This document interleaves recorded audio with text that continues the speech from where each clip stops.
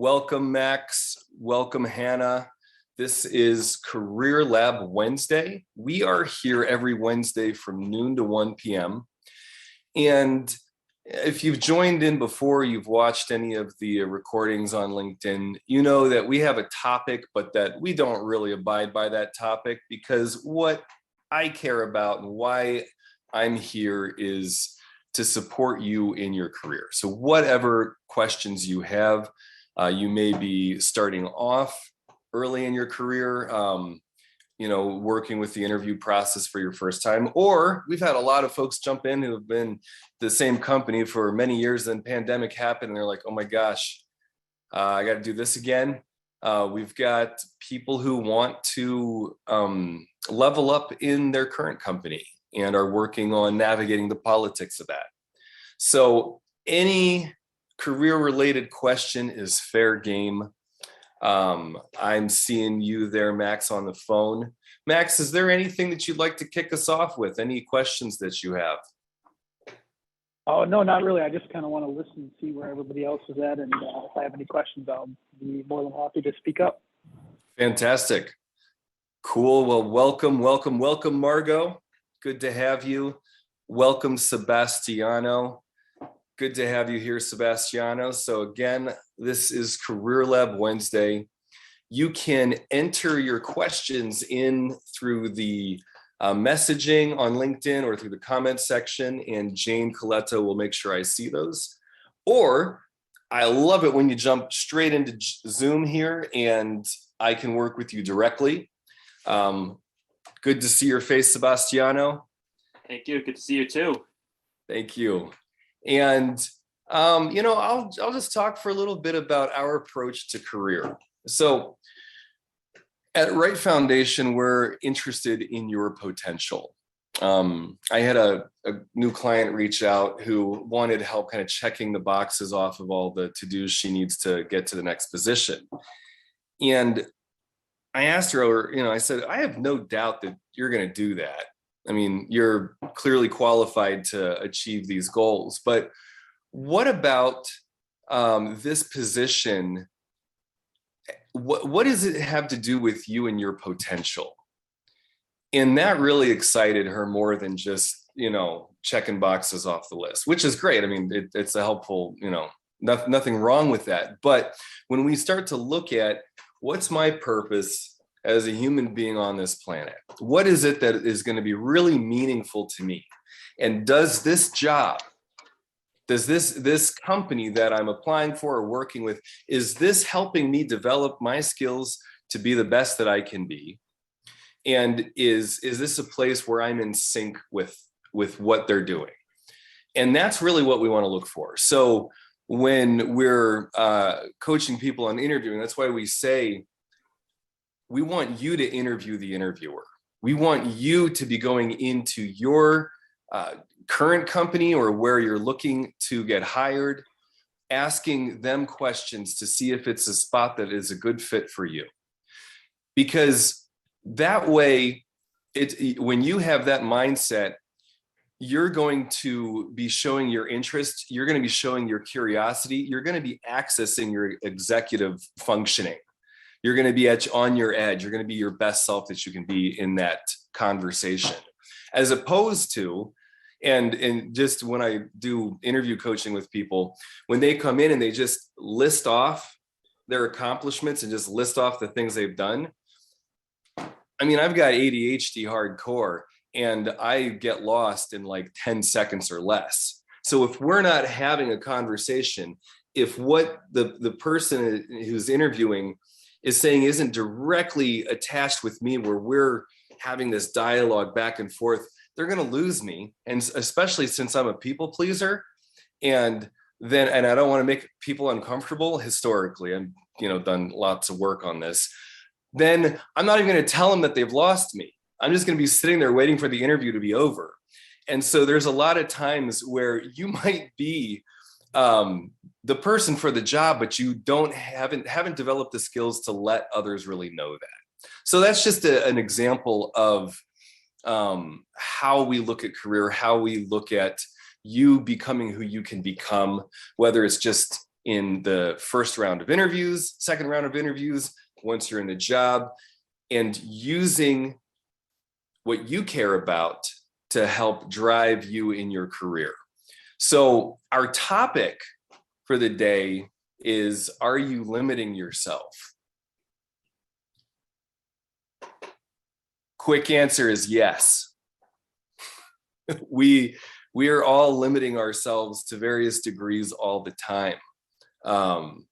If we weren't, we would probably get hurt a whole lot and it might not work out so well. But the way that we look at that question, are you limiting yourself, is, okay, what are the ways that I'm limiting myself that are actually working against me now?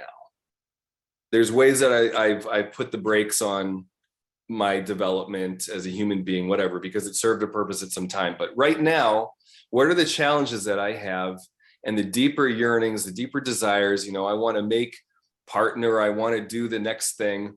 And how are the ways that I've limited myself in the past, how is that getting in my way now? So that's kind of how we would look at that question of, are you limiting yourself? The quick answer is yes. The more interesting question is, how are you? And are those the ways that you are limiting yourself? Are those ways that you are capable of working through, or do you want some coaching on how to work through that, to develop new skills? So I've talked for a little bit, and I just want to remind everybody, you are welcome to type your questions into the chat, or like Daniela and Sebastiano, I love it when you come on camera and we can work directly together. Daniela, do you have any career-related questions that we can help you with today?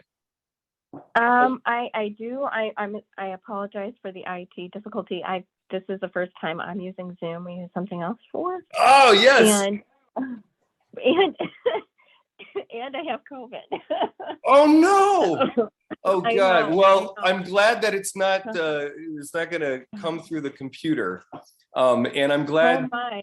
that you look like you're doing pretty well with it. Oh, I'm on. Oh, cool. There I am. Oh, I'm so sorry, Yeah. Daniela, but you rock that you have COVID and you are joining in a Zoom meeting for your first time. Yeah. So it's nice. It's nice to see you again. It's been a while. Yes. Yes. So catch me up. What are you working on, and what do you want help with? I think the title of your meeting caught my eye. I have to go back to it, but it was kind of like being stuck in the same. Are you limiting or not? yourself? Correct. Yes. Limiting myself. So the last time after we spoke last time, I think it was about 2 years ago or so. I mean, it's just very impactful. I was looking for a job. I found one in a small pharmaceutical company, specialty company. They do both pharma and device, which has been, I have device device experience. So it kind of worked. It was kind of unbelievable. The pay wasn't so great because I was a stay-at-home mom for years. So that was kind of rough. But I thought, foot in the door, I can manage it. I can pull it off. So I did that for almost 2 years. And another company hired me last year. Considerable pay bump. Congratulations. Thank you so much. And I feel like I'm finally being paid what I'm worth. And you can always say, well, and I do work hard. So I do feel like I'm on the right track with that. It certainly felt like, oh, good. Like, finally I've arrived from where I was 2 years ago. And, it took time. It took a lot of work. It was certainly worth it. So I'm very happy. I just don't want to fall into the behaviors that limited me last time I was in the corporate world, more involved, prior to being a stay-at-home mom. Uh-huh.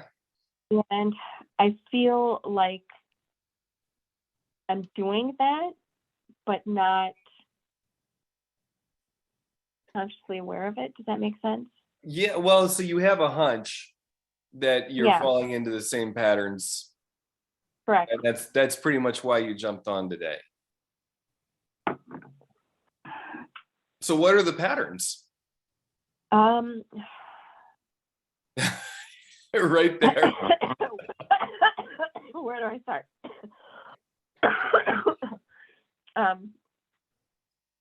So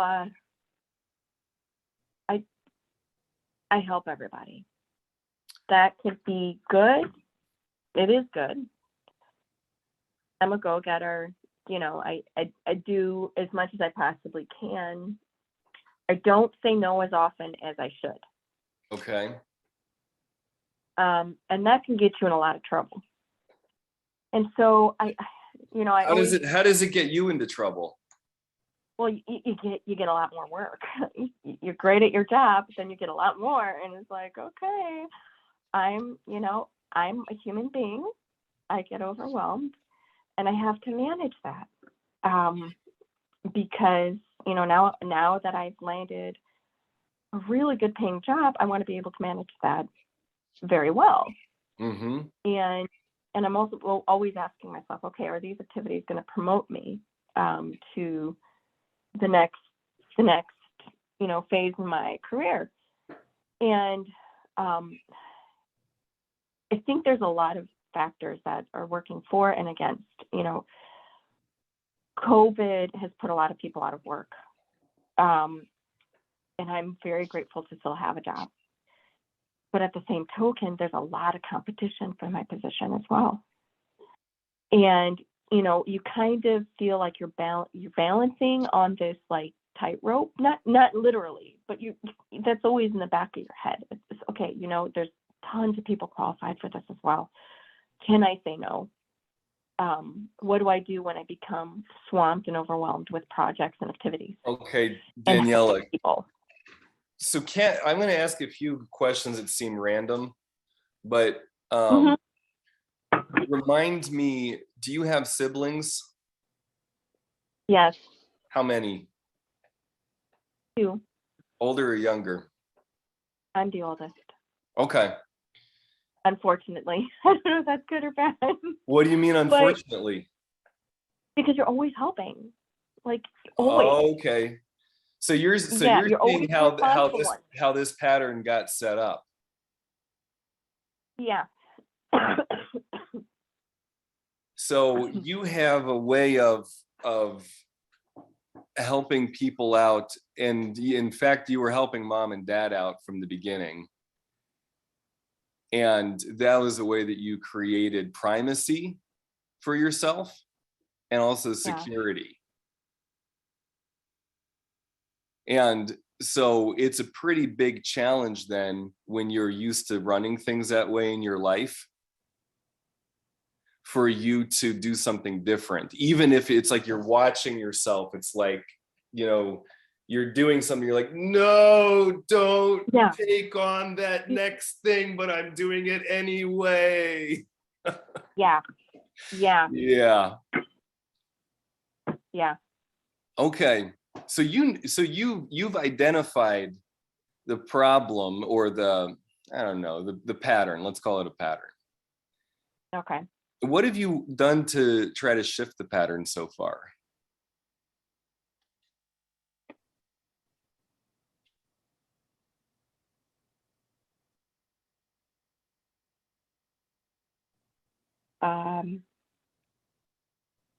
Learn how to communicate that I've got multiple projects on my plate and break them up and put them on my calendar. Come up with reasonable deadlines. Although in today's day, everyone wants things now, so that's kind of hard. Have you ever asked for help? How many people do you? I'm not good at that. I'm not You- that. Yeah, no kidding. How many do you manage people? No, no. So where I does am. where do the to-dos, give me the structure a little bit. So I'm in product management. I'm an associate product manager for Okay. a private company. Where do I begin?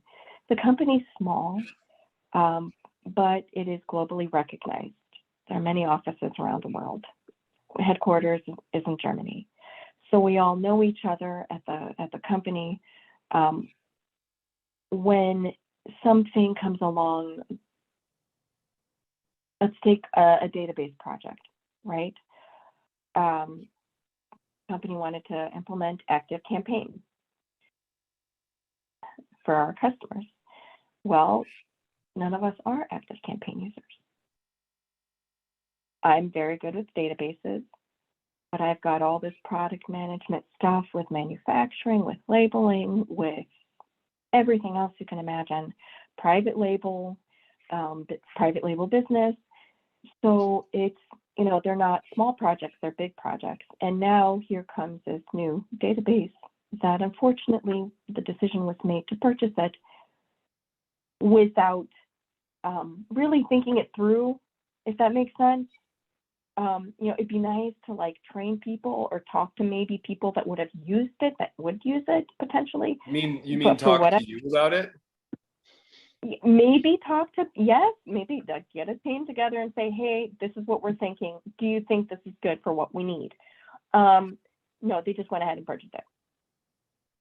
And then recently I was in a position of, well, you're good at databases. You get this. You get the technological aspect of this. We've seen you work on stuff that not a lot of people, are as quick to learn or you figure out. And multiple times came the question, if you decide to take this project, your product management projects are not going to be a focus anymore. You have to, make a decision. If you take this, that's a full-time job. If you stay where you are, you get to advance that and grow that. And that's the position I wanted. That's the position I was hired for. So, the question came 3 times, multiple times, not more than, we had meetings about it. And in a polite way, I had to kind of say, I'm not sure I can take that on, considering how much what I was hired for is running its course, it's developing, it's growing. I'm not sure this is going to get the attention it needs. Mm-hmm. It was a very difficult message to say, to communicate, because the question came multiple times from multiple people, and it wasn't easy to say that, but that was one thing I turned down. And it wasn't comfortable. I still have my job, but it wasn't comfortable. It's like, okay, well, here's a second job I can add to my primary job. And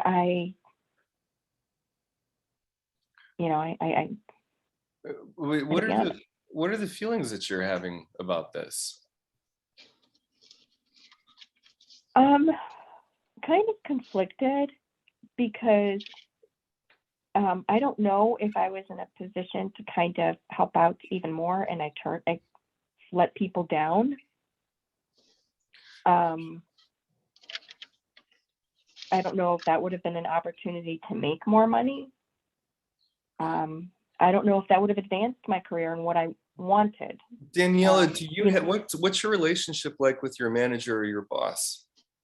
Oh, it's great. She's wonderful. She really is. Did you ask her any of these questions? Yes, I did. What'd she say? That's exactly what she said. She goes, just understand, before you have that talk with the president of the company, there's 2 paths. And that's what I just explained. The path you're on now, which as you can see is growing and as you're advancing and people rely on you. But if you're going to take on that active campaign project, but it's not only active campaign, they merged several databases to get together. So it was a monstrosity of a project. They said if you take, she told me, she's like, if you do that, that's going to be a job in and of itself. So you have to be fully aware of what you're going. But do you know which one would have been more satisfying for you? I don't know. I don't know. I didn't really think about that. I don't know if I made a good decision, bad decision, whatever, but it's been done.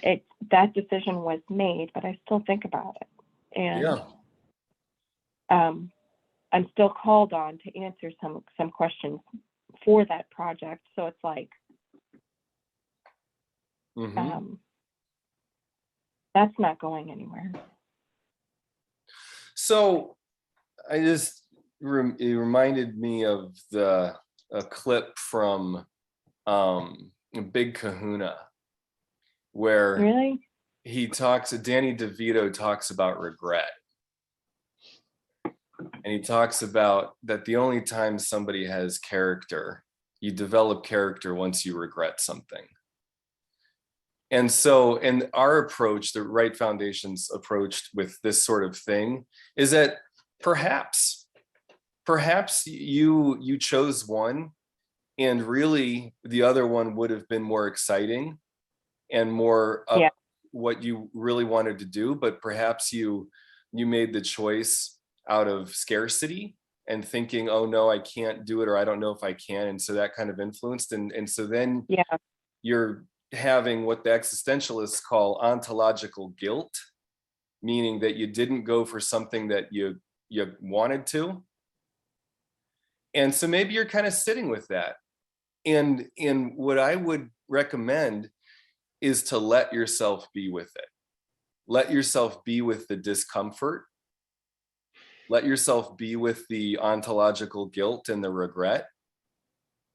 Let yourself have that, because so often we human beings have been trained to not be with our feelings. We try to not feel what we're feeling all the time, when we numb it out, and then we don't ever really get to know ourselves, and we don't really get to know what we actually want. And so perhaps by letting yourself be with the any upset and discomfort you have, you might get to more of clarity inside about what you want. And it may not be too late either. If that's something you really wanted to pursue, if you were to go and say, you know what, I passed that up and I regret it, and now I want to go at this new project with a vengeance, and let's talk about this, and let's talk about my path here, and what you see as my best use, and what I see as what interests me. When you have that kind of sense of self with you, and you're talking to your team about it, it goes a long way, and people want to support you. Is any of this landing? Yeah, it is. Yeah, it is. No, I'm thinking about what do I do next? Okay. Well, no. Okay. Good. But so often we think about those next things to do, and maybe talk to your manager more about it, and suss some of that out. But don't miss yourself in the process. And what I mean by that is, I want you to come up with the strategy where you're noticing your discomfort, where you're noticing your hurt and your regret. Like, so maybe 5 times a day, like set an alarm on your phone or something, and say, okay, what do I regret so far today? Just so that you're not missing yourself in the process, because you want to also be gathering more data about yourself and getting to know yourself more, while you're also looking forward and saying, okay, does that help? Yeah, it does. It does. And I had a question, like, what about the positive stuff? Because a lot of us, including me, we get caught up in, hey, what am I doing wrong? What am I doing wrong? Is this, what am I feeling? And I try that, but this example right here, I'm kind of blocking it out because it is discomforting. And Okay, so it's hard. it's a little bit of a Yeah. stretch. So Yeah. it does take, so it's too far. Good, thank you for letting me know. So we'll want to break that down even further. The reason for paying attention to the discomfort, and one of the reasons why I work at Right Foundation and why I think this coaching organization is the best, is because we actually take into consideration limiting beliefs and, the quote unquote negative stuff. Whereas positive psychology looks at, oh, just keep staying on the positive, just look for the positive, just try to stay focused on that. And what ends up happening is that most of us live in denial. Yeah. And, Yeah. and then having a lot more ontological guilt. So we want you to actually develop a relationship with the quote unquote negative, such that you're able to use it, such that you're able to actually harness that and know that it's not going to take you down. It's not going to send you and spiral you into depression or something, but that you're like, oh, I know what it's like to not have what to be without what I want. And you know what? That helps me get a little fuel to actually get it. Yeah. So I don't know what that will look like for you, but it sounds like you're having ideas about what you can do and conversations you can have. Yeah. Yeah. Okay. Yeah. I'm thinking through that. That was, I think that was the most recent example that limited, if you want Yes. to call it that. Yes. Yeah. And that thing where you start to notice, oh my goodness, am I having the same patterns again? Yeah. Even right there, you have more of a relationship with your regret and the negative, quote unquote, negative emotions. I don't think they're negative, which is why I keep saying quote unquote. But you were alerted to that, and if you were just in total denial, you wouldn't be on here right now. Yeah. No, that's correct. But what about like you were referencing like positive psychology? So many corporations are eating that up. Do you know what I mean? Like you feel like, you're fortunate to have a job, but you can't be happy all the time. Does that make sense? And in like, if people perceive that you're not happy in your role or you're thinking, or that it doesn't even have to be realistic. Let's say I'm not unhappy, I'm just focused on my job, and what that could look like to someone else is, or even with this example, is she happy in her role? Maybe we should give her the opportunity. And that's just a question off the topic, but I think like so many places are entrenched in this, positive psychology, that you kind of do end up living in denial. And you tell yourself you're happy, but with this opportunity, you feel this discomfort from this example, and you wonder, I don't know. I mean, I don't get the positive psychology in culture today, like that movement, and why it's so prevalent. That kind of bugs me. Well, that's a big question. That's a big question, and you and I could probably talk about that for a while. I think what's maybe more useful is, we could talk about that, or you could just use and develop yourself. I suspect that, given the little bit I know about you, that you do a whole lot of work kind of internally trying to make everything okay. Yeah. And that's pretty exhausting. It is. And then at the same time, you're like, oh, I also need to be smiling and look like I'm happy. Exactly. And then do something for me. Yeah.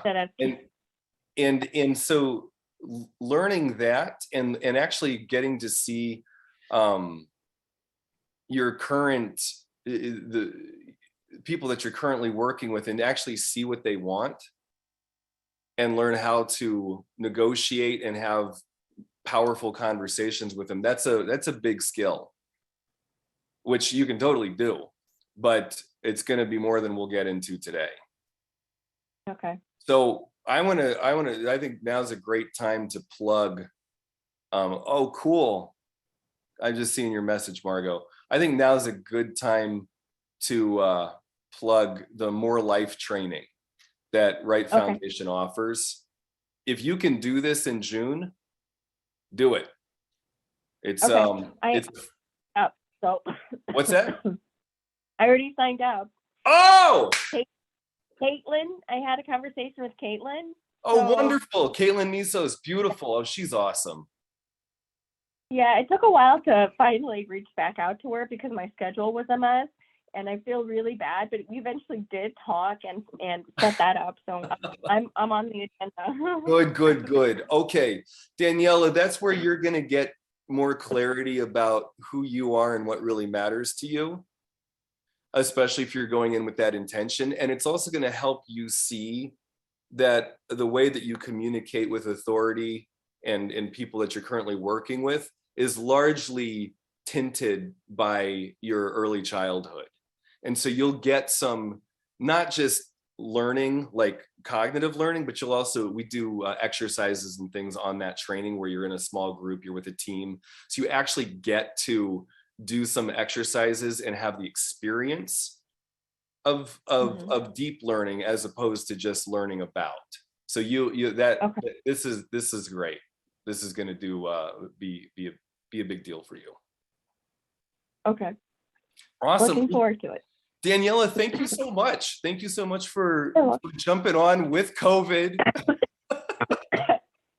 But especially thank you for your vulnerability. And I want to tee up everybody who's joined in and give a reminder that part of how we work in Career Lab is for you to be thinking about yourself and who's ever coaching, and you're applying what they're saying to you. So Daniela, you've served a bunch of people here by digging in and looking at yourself and wanting to know what will really make you satisfied. And so thank you. You're welcome.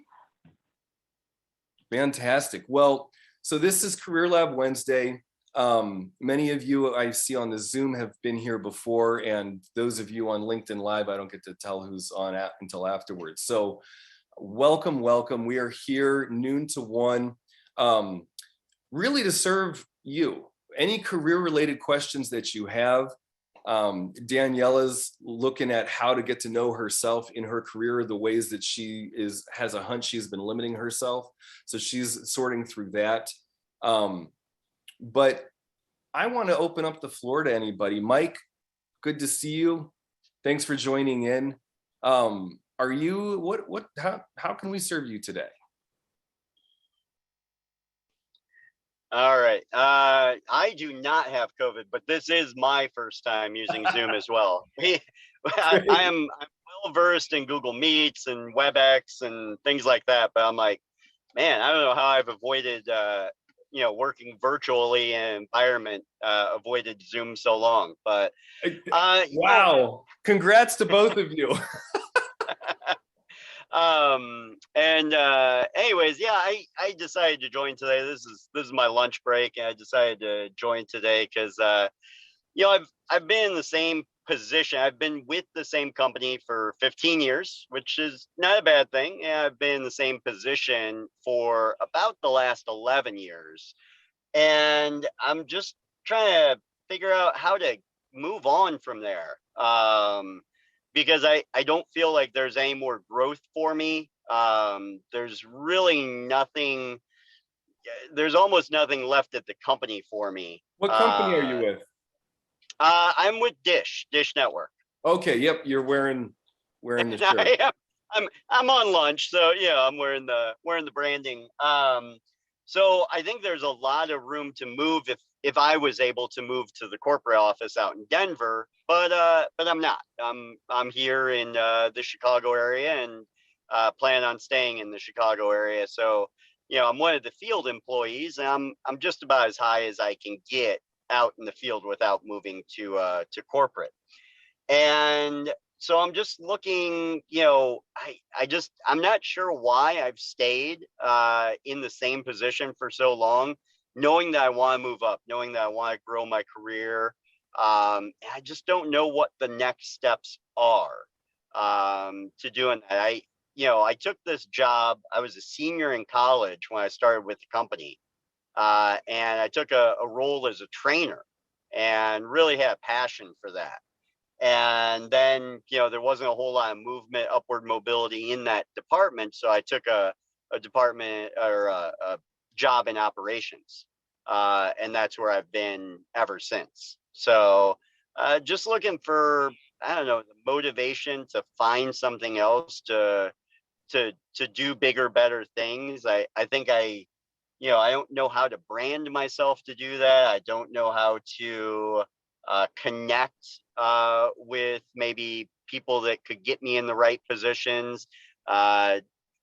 Just kind of stuck in all that and don't know what I'm doing. Mike, this is great. What's your relationship like with your supervisor or manager? Not great. I've worked with him for, honestly, like, he was one of the people that interviewed me 15 years ago when I started with the company.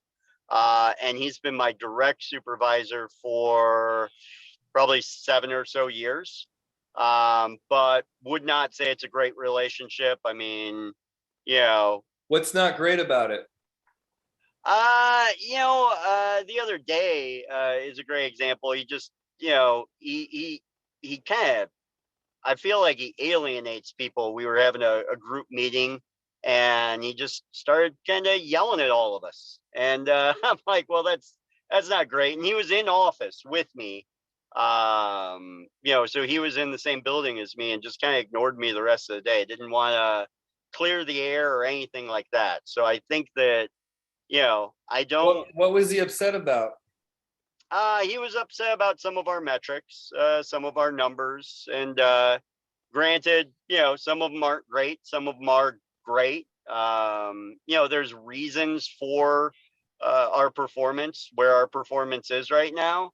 We're rebuilding the team, we're hiring a lot of people, and we're doing great in some of the controllable things, but some of the uncontrollable things, like our expenses with our new hires and things like that, we have not been able to control. So I don't know that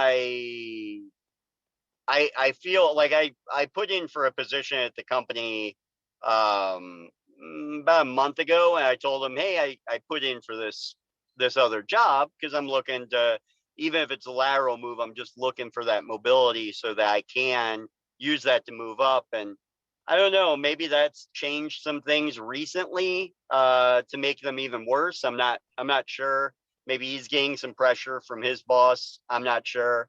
But just not, I don't know that I don't think we have a lot of trust between us. And he's been your manager for how long? Direct supervisor for at least 7 years. Oh, I see the look on your face. I know. That's a big deal. Yeah. So you're able to live in significant pain for a long time. Yeah. Okay. So, I mean, there's a whole lot to dig in on this one. Now, there's some strategy things. So overall, the way that I work with people is to look at where you're at right now and to do things differently right where you're at. Little minute things. Sure. Even if you are looking elsewhere and interviewing in other places, you're gonna, most of the time people find that they run into the same challenges at another company. And another way I kind of say it is, it's like people, we're all kind of alcoholics this way. Like, we think that moving to another state or going to another job is going to make us happier. Well, we're the same thing. We bring us with us. So it's like the alcoholic that says, oh, I'll stop drinking, or no, I won't stop drinking, but maybe if I move to Seattle, everything will work out. Well, there you go. So there's that to keep in mind about you and your development. And so but at the same time, you've been there for a long time suffering in this way. And maybe you can start to interview and just ask around and start the process. And maybe that will help you start learning more. But I would also recommend that you start doing things differently right where you're at and having different conversations with your direct manager, your direct supervisor, and seeing if you're not able to get to know him more and really understand what makes him tick. And another way of looking at this is when somebody is like, my boss is an asshole. Well, that might be true. Yet, what are the chances that you're going to work with other assholes in your life? Probably pretty high. So why not learn to work with assholes and be effective?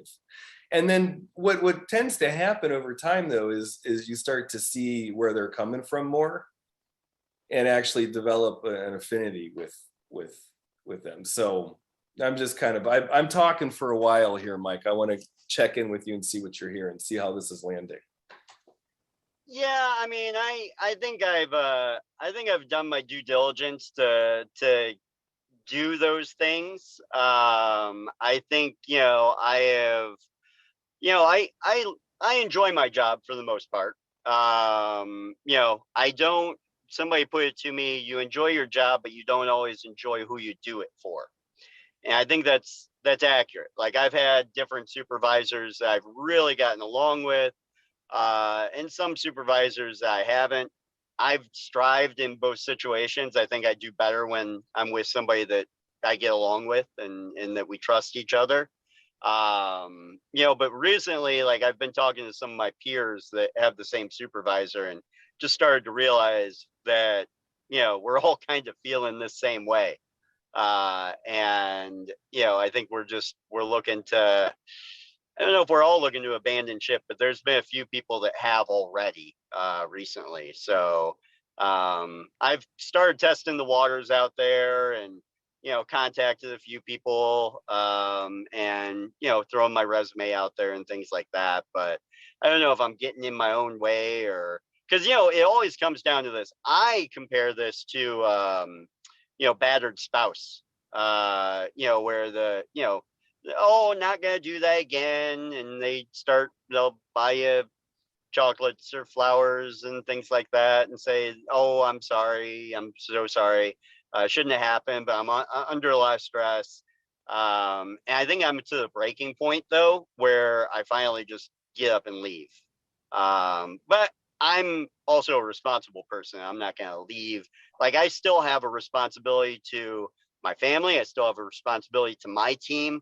I have multiple people I manage that I'm still trying to do the best I can to manage them, to make sure that we are meeting our goals. I'm still putting forth 100% effort. I actually just had it was like a interview, or not an interview, but we were talking about company culture. It was one of our HR representatives in corporate. And, I think he described it well, just the things I was saying. He's like, well, it sounds like, you're pretty engaged in what you do. And I do feel like I'm pretty engaged in what I do. I just, I think I'm just done with this. I think I'm ready to figure out what's blocking me from moving on. Because what'll happen is, it'll get better for a while, and then I'll just be like, well, you know what? It's a pain in my ass to look for another job, because I got a lot of other stuff going on. Yeah. I work long hours, and then my weekends are, How you many kids know, do you have? I only have one. I only Okay. have one, but it's pretty, wrapped up in stuff with the family, or just doing stuff around the house, yard work and things like Gotcha. that. So, So Mike, um, so here's my challenge to you then mhm. is, and if you were to have very direct conversations with your direct supervisor, Mhm. would you get fired? Uh, there's a possibility. Yeah. Okay. So don't do that.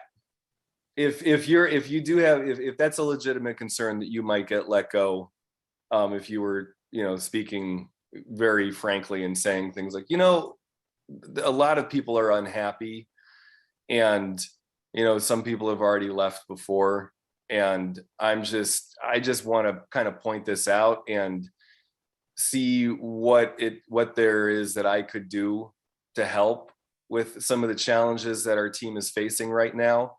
If you were to kind of talk like that to him, and then he might be like, uh-oh, maybe I should just get Mike out of here. Yeah, I think there's already a probably should get Mike out of here sentiment. You know, I I don't like, the funny thing is, I think I have some people that I work with that in corporate that see my value. But I don't think that the my direct supervisor sees that same value. I'm told I'm a long-time employee. I should be performing better than I am.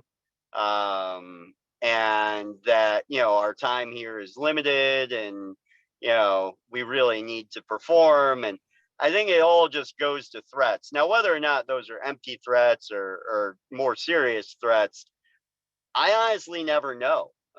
They keep, everybody seems to keep them veiled. They're just veiled threats, and maybe they'll happen, maybe they won't. But and I'm the type of person that I will tell you how I'm feeling. I actually have a one-on-one with my supervisor later today, and we're going to talk about that conversation from earlier in the week. It's inevitable. I think that's probably why he didn't have that conversation with me after it happened on Monday, because he knew it was going to happen sooner or later. Just put it off a couple of days. Maybe things will calm down.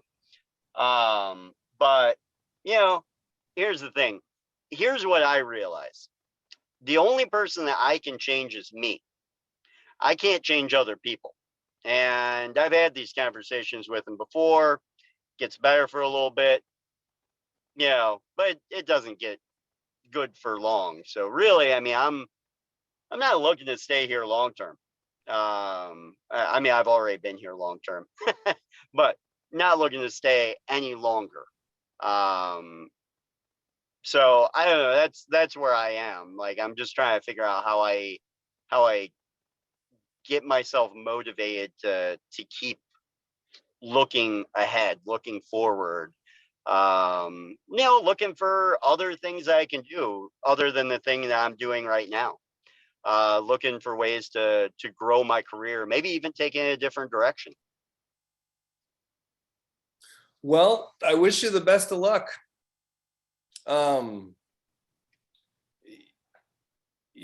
What I would recommend is interviewing a whole bunch and identifying the companies that you think are most interesting and would be the best fit for you. And there is a career course that we do where it walks you through kind of what works for people. Sure. And identifying those companies, starting to network in there, getting interviews. And I always have people interview as much as possible, even if you aren't interested in the company, just so that it helps you get more data for yourself. Because a lot of times, like, we think we know what we want, but it actually helps to be in the process of it. And then that will help us get that kind of moment where, like, oh yeah, this is what I'm really excited about. So Sure. Yeah. so do that. Get going with interviews. You don't have to. My hunch is that your personality style is that you're a bit of an analyzer and a regulator. So you like data and you like results, but I do. Yeah. but that you also have you orient towards the data. So another thing that we teach on the More Life training, which I recommend you do as well, as you're looking into your next, horizons. By the way, there's no cost to it. So you really have no excuse not to do it. You will have to give up one of your Saturdays though. But one of the things that we get into of what works for transformation, for transitions, is something called the Evolating Model. And I'm not going to get into all of it today. There's 6 phases to it, but this is something that tons of research behind it, and everybody who makes shifts in their lives and develops themselves at any point in their life, whether as a kid or as an adult, these 6 phases are consistent. I'm just going to get into the first 2. The first one is yearning. Well, most of us are pretty out of touch with our yearnings because we've numbed out our emotions so much. So it actually takes a little bit of experimenting to access that deeper yearning. That's why I say the second thing of doing lots of interviews, which is the second phase, is engage. That means I know no kids. We're talking about kids, so I got conscious. Just fucking do stuff. Just get out there. Just as an analyzer, you overthink things, and so there's a lot of times, a lot of your regrets are going to be around, I could have just done something and it probably would have been okay. And so identify things that you can just do and you're still going to be safe and fine. It's not going to disrupt everything, and just do them, just so that you get more in that habit and you start collecting actual data as opposed to like the shit that we make up data. And so get out there, start interviewing, and have as honest of conversations as you can without getting fired. And because that's going to be one of your biggest challenges then when you transition, is people are going to ask you, why'd you leave the last company? You were there for a long time. And if you just leave and you don't engage in this process and really kind of do a deep sussing out internally inside yourself, you're going to have a hard time answering that question in the next interviews. So there's going to be some soul searching on your part as well around that, so that that'll be one of your biggest liabilities is, I'm interviewing, I asked him why he left this company, and no one will tell you this, or most people hiring wouldn't tell you this, but inside they'll be like, yeah, I don't know that I'm going to take him on. I think he might be kind of a pain in the butt. And I think I think he might kind of work around me with more senior leadership and gain favor with them while leaving me out in the process. Yeah, I don't know that I want this guy here. So be investigating yourself while you're interviewing, and doing this. How's that sound? No, that sounds great. I laughed at a couple of points because the whole over analyzing. Yeah. Anybody that gets to know me knows that I do that. My wife can definitely attest to that. And talking about interviewing and things like that. Like I've had those thoughts while interviewing people to work for me, and I'm like, oh yeah, it was your boss that was the a-hole. Yeah, I hear that all the time. I don't know, if you go to one place and your boss is the a-hole, and you go to another and he's the a-hole, well, guess what? There's only one thing in common there. So no, I appreciate it. I think it's definitely, I think that's where I'm starting with right now, is just do something. Just get the ball moving. And even if you make a mistake, even if, like, I've applied for a few companies where I'm like, I don't know, maybe I'd like it, maybe I wouldn't like it. Instead of like doing my normal, well, it might not be ideal, I just go, you know what? here's my resume and let's talk. Let's see what happens. And no, this may not be my dream job, but you know what? Maybe it is. I don't know. Let me talk to somebody and find out. So I'm just starting off with just doing something. So Awesome. yeah, I think you Awesome. you nailed it. I appreciate that. Excellent. Well, Mike, join back in and keep us updated. That's another thing that I've found so cool about this career group is that as people come back, there's something about the group element and seeing other people working on things and getting that vicarious learning. We've had several people say, wow, I'm, in my 50s or 40s or 50s, and I'm starting a new job, and I am more excited about this job than I've been in my entire career. And so that's the vision that as a group we're holding, that people are more satisfied than they've ever been in their career. And so keep that in mind as you're going. Yeah, definitely. I appreciate it. Awesome. Awesome. Well, we have a few more minutes. Thanks again, everybody, for joining in. This is Career Lab Wednesday. If you are on Zoom, awesome. We've got 2 Zoom newbies here today who figured out how to get on Zoom just for this. Awesome. Thank you, Daniela, and thank you, Mike. For those of you joining in from LinkedIn Live, you can type your questions in. I won't get to them today, but maybe we can bring them into next week, or even better, next week, jump in on the Zoom link where we can work together directly. But before we wrap up, Sebastiano, how's it going? Is there anything you want to bring in and anything you want in the last few minutes here? I don't think so. I think I've just been getting a lot about, especially from Mike's conversation. Thank you, Mike, about just the kind of just going for it and interviewing. And I think the thing that really stuck to me is I've been hesitant about getting my name out, just to catch people up. I recently left my job that I've been my first job out of college, kind of looking for a new opportunity. I liked it, but I was stressing myself out, and I felt like I didn't quite fit into the environment. And so I'm looking for something more fulfilling right now. And I think definitely that kind of idea of just getting myself out there, not looking for the perfect match, not worrying myself about that, and just the experience, I think, is something I've really been learning about, because I've been having a hard time kind of just getting my name back out there and just applying for jobs and not feeling that qualification and stuff. So I think that's a lot of what I've been fighting against in this first week of kind of looking for where I'm going. And stuff like that. Is I know, because one interesting thing is I was looking at potential like marketing jobs at various museums across the city.